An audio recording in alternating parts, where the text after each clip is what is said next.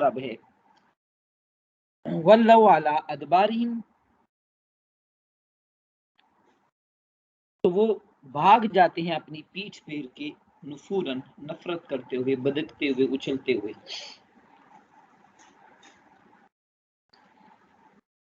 اس آیت کے اندر اللہ تعالیٰ نے حضور اکرم صلی اللہ علیہ وسلم اور کفار کے متعلق ایک بات کا ذکر کیا ہے کہ ایک تو یہ کہ جس وقت آپ قرآن پڑھتے ہیں تو اس وقت ہم آپ اور ان کافروں کے درمیان میں ایک پردہ حائل کر دیتے ہیں، اور وہ پردہ بھی ایسا ہی ہوتا ہے کہ مستوراً، وہ پردہ نظر نہیں آتا، وہ پردہ بھی چھپا ہوا ہوتا ہے. نبی اکرم صلی اللہ علیہ وسلم اور کافروں کے درمیان ایک پردہ حائل ہو جاتا ہے. اور دوسری آیت کے اندر یہ فرمایا کہ یہ قرآن جب آپ پڑھ رہے ہوتے ہیں تو ان کافروں کے دلوں کے اندر اور قرآن کے درمیان، قرآن اور کافروں کے دلوں کے درمیان ایک پردہ لگا دیتے ہیں جس سے وہ قرآن سمجھ نہیں سکتے، اور ان کے کانوں کے اوپر بھی ایک ایسا بوجھ لگا دیتے ہیں کہ وہ قرآن کریم کو سنتے تو ہیں لیکن وہ سمجھنے کی کوشش ہی نہیں کرتے. جب توحید کی بات ہوتی ہے تو اس کو اٹھ کے بھاگنا شروع ہو جاتے ہیں. پہلی آیت کے اندر جو فرمایا کہ ہم آپ کی تلاوت کے وقت آپ اور کافروں کے درمیان ایک پردہ ڈال دیتے ہیں، اس کا ایک معنی تو یہ ہے کہ وہ قرآن کریم سن رہے ہوتے ہیں لیکن اللہ تعالیٰ کا ایک امر دیکھیں کہ ان کے دلوں پہ ایک ایسی مہر لگی ہوئی ہے کہ اس مہر کی وجہ سے وہ لوگ قرآن کی طرف غور ہی نہیں کرتے، قرآن کے معنی اور مفہوم کی طرف غور ہی نہیں کرتے، اور غور نہ کرنے کی وجہ سے ان لوگوں کو یہ قرآن کچھ سمجھ نہیں آتا، قرآن کی طرف ان کی توجہ، دھیان، معنی اور مفہوم کی طرف جاتا ہی نہیں ہے. اور ایک معنی اس کا ایک اور بھی ہے کہ اللہ تعالیٰ حضرت محمد عربی صلی اللہ علیہ وسلم کو بعض اوقات کافروں سے پوشیدہ کر دیتے تھے. دشمن سامنے کھڑا ہے اور دشمن کو حضرت محمد عربی صلی اللہ علیہ وسلم نظر نہیں آتے تھے. حضرت کعب احبار رضی اللہ تعالیٰ عنہ فرماتے ہیں کہ حضور اکرم صلی اللہ علیہ وسلم جب یہ چاہتے تھے کہ میں کسی کافر کو نظر نہ ہوں، اس وقت حضور اکرم صلی اللہ علیہ وسلم قرآن کریم کی 3 آیات پڑھ لیا کرتے تھے. ایک آیت سورہ کاف میں ہے، انا جعلنا علی قلوبہم اکنۃ ان یفقہوہ وفی آذانہم وقرا. ایک آیت سورہ نحل کی، اولئک الذین طبع اللہ علی قلوبہم وسمعہم وابصارہم. اور ایک تیسری آیت سورہ جاسیہ کی ہے، افرأیت من اتخذ الہہ ہواہ واضلہ اللہ علی علم وختم علی سمعہ وقلبہ وجعل علی بصرہ غشاوہ. یہ 3 آیات حضور صلی اللہ علیہ وسلم جب بھی اس ارادے سے پڑھتے تھے کہ فلاں کافر یا فلاں انسان ہے، اس کو میں نظر نہ ہوں، تو وہ نظر نہیں آتے. حضور اکرم صلی اللہ علیہ وسلم اس انسان کو نظر نہیں آتے تھے. حضور صلی اللہ علیہ وسلم کے دائیں میں بیٹھے ہوئے باقی جو لوگ تھے وہ ان کو دیکھ رہا ہوتا تھا لیکن درمیان میں حضور اکرم صلی اللہ علیہ وسلم نظر نہیں آتے تھے. سورہ تبت یدا ابی لہب، اس کے اندر ابو لہب کی بھی بڑی مذمت ہوئی اور ابو لہب کی بیوی کی بھی.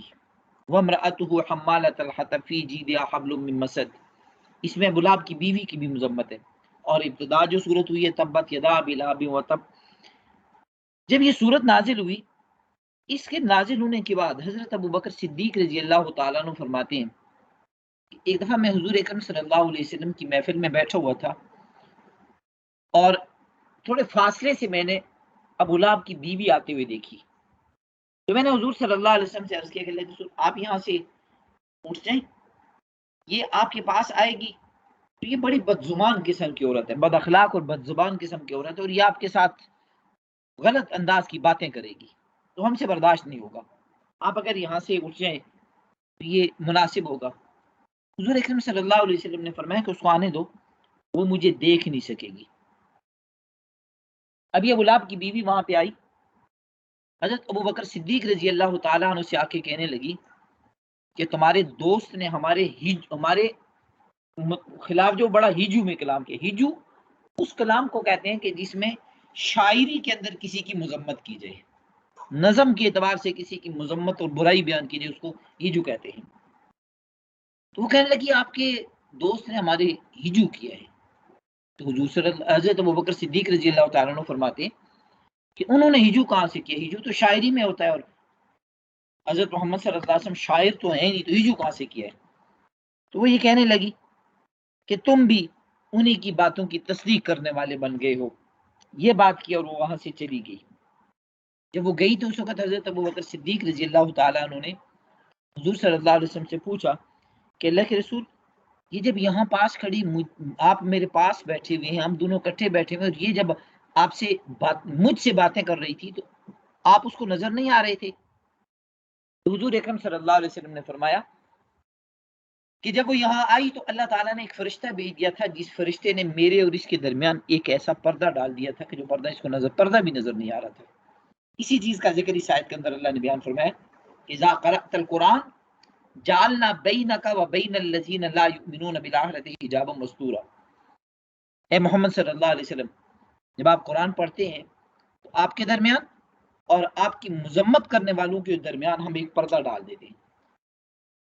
تو یہ آپ کے اوپر ایمان لانے والی نہیں ہے، تو ہم نے آپ کے اور اس کے درمیان پردہ ڈال دیا. تو میں نے بتایا کہ حضور اکرم صلی اللہ علیہ وسلم جب یہ چاہتے تھے کہ مشرکین کی نظروں سے اوجل ہو جائیں تو اس وقت حضور اکرم صلی اللہ علیہ وسلم یہ آیات پڑھا کرتے تھے. اور وہ 3 آیات ہیں، ایک سورہ کہف کی، ایک سورہ نحل کی، اور ایک سورہ جاسیہ کی. حضرت کعب رضی اللہ تعالیٰ عنہ فرماتے ہیں کہ میں نے اپنے شام کے ملک کا ایک آدمی تھا، وہاں کا ایک دوست تھا، اس کے سامنے میں نے یہ واقعہ ذکر کر دیا کہ حضرت محمد عربی صلی اللہ علیہ وسلم جب یہ چاہتے تھے کہ وہ اپنے دشمن سے پوشیدہ ہو جائیں، دشمن کو نظر نہ آئے، تو حضور صلی اللہ علیہ وسلم اس وقت یہ 3 آیات پڑھتے تھے. تو بیٹھے ادھر ہوتے تھے، کھڑے سامنے ہوتے تھے، لیکن دشمن کو نظر نہیں آتے تھے. کہتے یہ شام کا یہ شامی آدمی جو میرا جاننے والا تھا، اس کو کسی وجہ سے روم کے ملک میں جانا پڑا. تو روم میں یہ جا کے کچھ دن وہاں رہا، اتفاق سے وہاں اس کے ساتھ کسی معاملے میں ان کے ساتھ اختلاف پڑ گیا، اور وہ رومی اس کو مارنے کے لیے تیار ہو گئی، اس شامی آدمی کو. اب اس وقت اس کے ذہن میں یہ روایت آئی کہ حضرت محمد عربی صلی اللہ علیہ وسلم جب دشمنوں سے پوشیدہ ہونا چاہتے تھے تو یہ آیت پڑھا کرتے تھے، یہ 3 آیات. تو اس آدمی نے ایسے کیا کہ یہ 3 آیات پڑھی. تو یہ جب 3 آیات پڑھی تو 3 آیات پڑھنے کے بعد یہ شامی آدمی، حضرت کعب احبار فرماتے ہیں کہ شامی آدمی نے مجھے بتایا کہ دشمنوں کو میں نظر نہیں آ رہا تھا، جس راستے پہ میں چل رہا تھا میرے ساتھ ساتھ وہ میرے دشمن مجھے تلاش کرنے کے لیے میرے ساتھ ساتھ چل رہے ہیں، لیکن میں کسی کو نظر نہیں آ رہا تھا. امام ثعلبی رضی اللہ تعالی رحمۃ اللہ علیہ یہ بھی ایک روایت نقل کرتے ہیں. امام ثعلبی کہتے ہیں کہ میں یہ والی روایت جو حضرت کعب سے سنی کہ حضور صلی اللہ علیہ وسلم یہ 3 آیات پڑھتے تھے تو اس کے بعد دشمن کو نظر نہیں آتی تھی. کہتے ہیں قبیلہ رئی ایک علاقہ، یہ امام راضی جو بڑے مشہور امام گزرے ہیں یہ اسی علاقے کے رہنے والے تھے. قبیلہ رئی کے رہنے والے ایک آدمی کو میں نے یہ روایت بطور حدیث سنا دی، اور اس کے بعد ایسے ہوا کہ اتفاق سے یہ آدمی کافروں کے ہاتھوں گرفتار ہو گئے. کچھ دن گرفتاری میں رہے اور وہاں سے بھاگ نکلے. جب یہ بھاگ نکلے تو ان کو پکڑنے کے لیے ان کے پیچھے لوگ آئے. وہ قبیلہ رئی کا وہ آدمی کہتے ہیں کہ مجھے اچانک یہ روایت ذہن میں آ گئی تو میں نے یہ 3 آیات پڑھی. کہتے ہیں میں وہاں سے بھاگ نکلا تو یہ ان کو پکڑنے کے لیے ان کے آدمی ان کو پکڑنے کے لیے ان کے ساتھ آئے. کہتے ہیں کہ اس طرح سے میرے پاس سے گزر جاتے تھے کہ میرے کپڑے ان کے کپڑوں سے ٹکرا رہے ہوتے تھے، لیکن ان کو میں نظر نہیں آتا تھا. اسی طریقے سے امام قرطبی رحمۃ اللہ علیہ یہ خود اپنے امام قرطبی رحمۃ اللہ علیہ فرماتے ہیں کہ 3 آیات تو یہ ہیں جو میں نے ابھی ذکر کیے، اور اس کے ساتھ سورہ یاسین کی ابتدا سے، یاسین والقرآن الحکیم انک لمن المرسلین، یہاں سے لے کر جعلنا من بین ایدیہم سدا ومن خلفہم سدا فاغشیناہم فہم لا یبصرون، یہاں تک ان آیات کو بھی اگر ملا کے پڑھ لے کوئی آدمی یہ دشمن سے محفوظ رہے گا، دشمن کو نظر نہیں آئے گا۔ یہ سورہ یاسین کی ابتدائی آیات کے متعلق آپ ذہن میں رکھیے۔ حضور اکرم صلی اللہ علیہ وسلم جب ہجرت کی رات نکلے تھے تو اس وقت حضور اکرم صلی اللہ علیہ وسلم کے گھر کا چاروں طرف سے محاصرہ کیا ہوا تھا، اور جو دروازہ جہاں سے باہر نکلنا ہوا تھا یوں دونوں طرف لائن بنی ہوئی تھی آگے تک کہ اگر نکلیں گے تو اس لائن کے درمیان سے نکلیں گے، ایک سے بچے تو دوسرا تیسرا چوتھا کسی نہ کسی کے ہاتھ میں تو آ ہی جائیں گے۔ حضور اکرم صلی اللہ علیہ وسلم گھر کے اندر سے نکلے تو یہی سورہ یاسین کی ابتدائی آیات تلاوت کرتے ہوئے، اور نہ صرف یہ کہ یہاں سے آرام سے نکل گئے بلکہ ان کے سر پہ مٹی ڈالتے ہوئے نکل گئے اور ان کو حضور اکرم صلی اللہ علیہ وسلم نظر نہیں آئے۔ امام قرطبی رحمۃ اللہ علیہ فرماتے ہیں کہ یہ جو تین آیات ہیں جو حضرت کعب سے منقول ہے، اگر ان تین آیات کے ساتھ اگر ان سورہ یاسین کی ابتدائی آیات کو بھی انسان کسی ایسے خطرے کے وقت پڑھ لے جہاں دشمن کا خطرہ ہو تو انسان جو وہ اپنے انسان کے جو دشمن ہیں وہ اس کو نہیں دیکھ سکیں گے۔ خود امام قرطبی رحمۃ اللہ علیہ اپنا ایک واقعہ بیان کرتے ہیں کہ اندلس کے ملک میں کرتبہ کے قریب ایک قلعہ، وہاں پہ امام قرطبی رحمۃ اللہ خود کہہ رہے ہیں کہ اپنا واقعہ یہ پیش کرتے ہوئے کہ میں دشمن کے سامنے سے بھاگ رہا تھا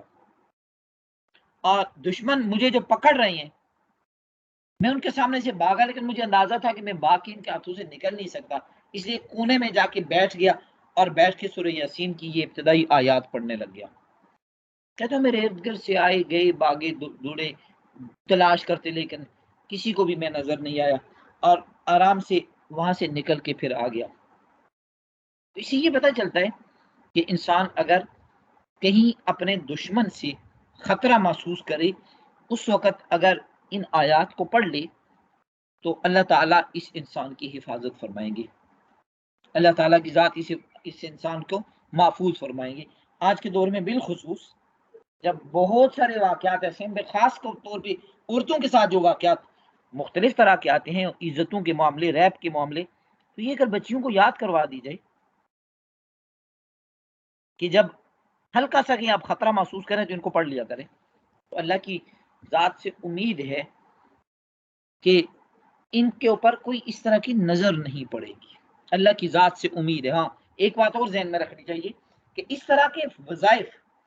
عام طور پہ کام اسی وقت آتے ہیں جب ایک انسان خود حرام کام کا مرتکب نہ ہو، فرائض اور واجبات کو پورے کرنے والا ہو، فرائض اور واجبات کا پورے کرنے والا ہو اور حرام کام سے اپنے آپ کو بچانے والا ہو، تو اس وقت جا کے اس طرح کے وظائف کام آتے ہیں۔ اس کے علاوہ بھی بعض اوقات کام آ جاتے ہیں، لیکن اکثر اوقات وظائف اس وجہ سے کام نہیں آ رہے ہوتے کہ انسان حرام کام کا مرتکب ہوتا ہے یا فرض اور واجب کا تارک ہوتا ہے۔ تو فرائض اور واجبات انسان پورے کرے، حرام کام سے اپنے آپ کو بچا لے، تو اللہ تعالیٰ اس انسان کی حفاظت کرے گا، اور دیگر جتنے بھی وظائف انسان پڑھتا ہے وہ اس انسان کے لیے کارآمد اور مفید ثابت ہوں گے۔ تو اس آیت کے اندر اللہ تعالیٰ نے فرمایا اذا قرأت القرآن، اے محمد صلی اللہ علیہ وسلم جس وقت آپ قرآن کی تلاوت کرتے ہیں تو جعلنا بینک و بین الذین لا یؤمنون بالآخرہ، ہم آپ کے درمیان اور ان کافروں کے درمیان جو آخرت کے اوپر ایمان نہیں رکھتے، ہم ان کے درمیان ایک پردہ ڈال دیتے ہیں، اور وہ پردہ بھی ایسا ہوتا ہے حجابا مستورا، وہ پردہ نظر نہیں آ رہا ہوتا، بعض اوقات ایسے نا پردہ جو ڈالا وہ پردہ نظر آتا ہے تو انسان تھوڑی سی اس جو وہ اس کشمکش کے اندر رہتا ہے، تذبذب میں رہتا ہے کہ اس پردے کے پیچھے بھی کوئی چیز ہوگی، لیکن وہ پردہ بھی نظر نہیں آ رہا، یعنی یوں سمجھ لیجئے کہ وہ پردہ اس انسان کی آنکھوں پہ پڑا ہوا ہے کہ باقی سب نظر آ رہا ہے اور یہ ایک فرد بیچ میں سے، یہ ایک ہستی اور ایک ذات بیچ میں سے نظر نہیں آ رہی۔ جعلنا علی قلوبہم اکنۃ، جی وجعلنا علی قلوبہم اکنۃ ان یفقہوا، اور یہ کافر گناہ کرنے کی وجہ سے اتنے زیادہ نافرمان ہو چکے ہوتے ہیں کہ ان کے نافرمان ہونے کی وجہ سے اب آپ قرآن پڑھ کے ان کو سنا رہے ہوتے ہیں لیکن قرآن ان کے دلوں پہ اثر نہیں کر رہا ہوتا۔ یہ اگلی آیت جس میں دوسری چیز ذکر ہوئی ہے، قرآن کریم کے اندر اللہ تعالیٰ نے ایک جگہ یوں فرمایا، بالکل سورہ بقرہ کی ابتدا میں، سواء علیہم انذرتہم ام لم تنذرہم لا یؤمنون، آپ ان لوگوں کو ڈرائیں یا نہ ڈرائیں، آپ ان لوگوں کو واضح و نصیحت کریں یا نہ کریں، لا یؤمنون، یہ لوگ ایمان لانے والے نہیں ہیں۔ یہ لوگ ایمان والے نہیں، لانے والے نہیں. کیوں؟ قرآن کریم کے اندر ایک اور جگہ اللہ نے فرمایا کلا بل ران علی قلوبہم ما کانوا یکسبون، ان لوگوں نے گناہ اتنے کیے ہوئے ہیں کہ ان کے گناہوں کی وجہ سے ان کے دل زنگ آلود ہو گئے ہیں. اب اس پوری بات کو سمجھنے کے لیے ایک حدیث ذہن میں رکھیے. حضور صلی اللہ علیہ وسلم نے فرمایا کہ جب ایک انسان گناہ کرتا ہے تو اس انسان کے دل کے اوپر ایک سیاہ نقطہ لگ جاتا ہے. اگر توبہ کر لے تو وہ نقطہ اتر جاتا ہے، اگر نہ کرے تو پھر ایک اور نقطہ لگ جاتا ہے، اگر پھر گناہ کرے تو پھر ایک اور نقطہ لگ جاتا ہے، پھر گناہ کرے. ایک ایک نقطہ لگتے لگتے لگتے اس انسان کا پورا دل کالا ہو جاتا ہے. جب اس کا پورا دل کالا ہوگا،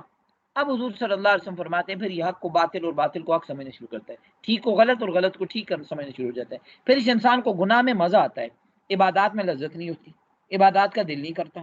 پھر اس انسان کو اچھے کام کے اندر نقص نظر آتے ہیں،